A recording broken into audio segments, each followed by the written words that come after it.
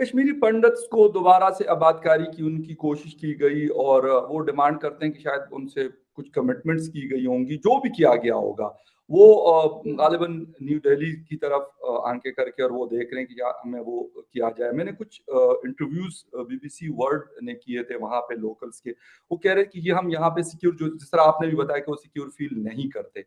तो क्या वजह है, क्या हो सकता है, और उनके ऊपर अटैक करने की मेन क्या वजह है? क्या वो, मेरे ख्याल में जो मैं जाती तौर पर थोड़ा बहुत जानता हूँ कुछ कश्मीरी पंडित्स को, वो बड़े जिसे कहते हैं कि मतलब बड़े अच्छे किस्म के और बड़े नॉर्मल किस्म के लोग हैं कि वो तो किसी का कुछ बिगाड़ते नहीं है, किसी को कुछ कहते नहीं है।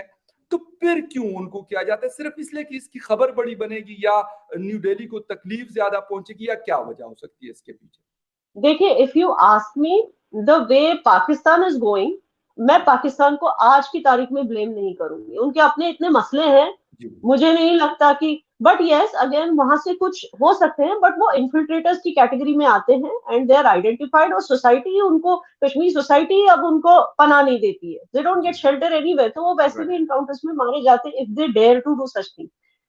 नाउ कमिंग बैक टू, मुझे लगता है ये लोकली इंस्टिगेटेड है, लोकली ऑर्गेनाइज्ड अटैक्स हैं, और मुझे ऐसा लगता है कि ये पॉलिटिकली ऑर्गेनाइज्ड अटैक्स हैं। I'll give you the example of पूर्ण कृष्ण जी का, जैसे मैं कह रही थी शुपियन में, do you know कि Shopian is a very very safe area now, जो जहाँ रहते थे उस एरिया में सामने ही कैंप था, सिक्योरिटी कैंप, और मतलब इट इज, वहाँ के लोग भी ऐसे नहीं है, okay, and they will never, वो अपने घर में मिलिटेंट्स को नहीं छुपाते, they are not those kind of people.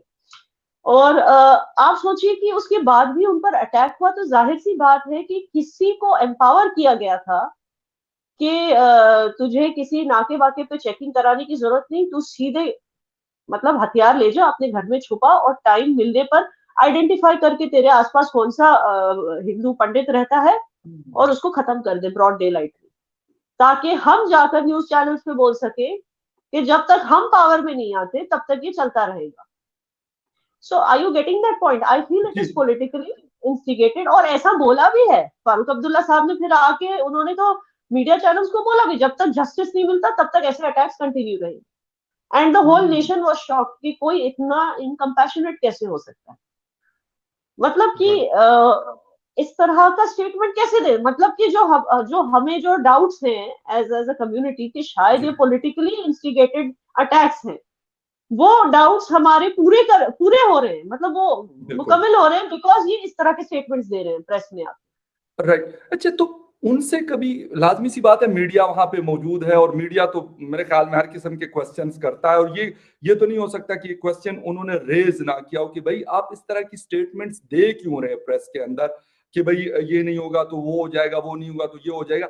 इसका मतलब है कि पॉलिटिकल प्रेशर डालने के लिए इस तरह की एक्टिविटीज वो लोग कर रहे हैं। एब्सोल्युटली, आप देखिए कुछ दिन पहले उमर अब्दुल्ला ऑल्सो, वो भी एक चैनल पे आए, मेरे ही चैनल पे, न्यूज चैनल पे, the real Kashmir news, news x पे आके उन्होंने स्टेटमेंट दी कि मतलब मेरे रिपोर्टर को स्टेटमेंट दी कि कश्मीरी पंडित की किलिंग तो जब से बीजेपी पावर में आई है तब से हो रही है।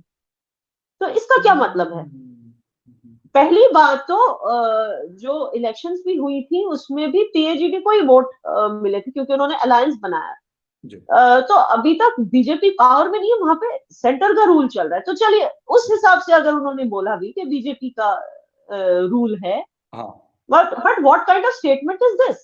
तो क्या इससे, मतलब लोग इतने बेवकूफ नहीं है, लोगों को समझ आती है बात कि ये सब कौन कराता है, और जाहिर सी बात है कि जिस ओहदे पर वो है तो उनके लिए इस तरह के काम करने वाले बहुत से लोग होंगे, क्योंकि ये वही लोग हैं जिन्होंने एक टाइम पे, ये वही फैमिली है जिन्होंने एक टाइम पे कश्मीर को लॉलेसनेस में छोड़कर, जब हमारे कश्मीरी पंडितों का पहला एक्सोडस हुआ था 89 में, दे जस्ट फ्लड, देश छोड़ के चले गए, लंदन चले गए।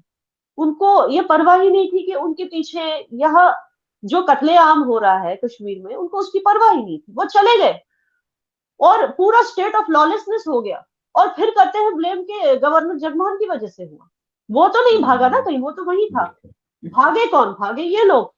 तो ये कैसे बोल सकते हैं कि किसी के ऊपर, किसी और के ऊपर, जब जब चीफ मिनिस्टर ये थे, ये कैसे भाग सकते हैं अपने स्टेट को, अपने कश्मीरी पंडित भाइयों को इस तरह इस हालत में छोड़ के? बिल्कुल बिल्कुल। अच्छा, So they allowed it to happen. मैं ये कह रही हूँ, they allowed it to happen before, and I feel exactly they are allowing it. They are doing it again.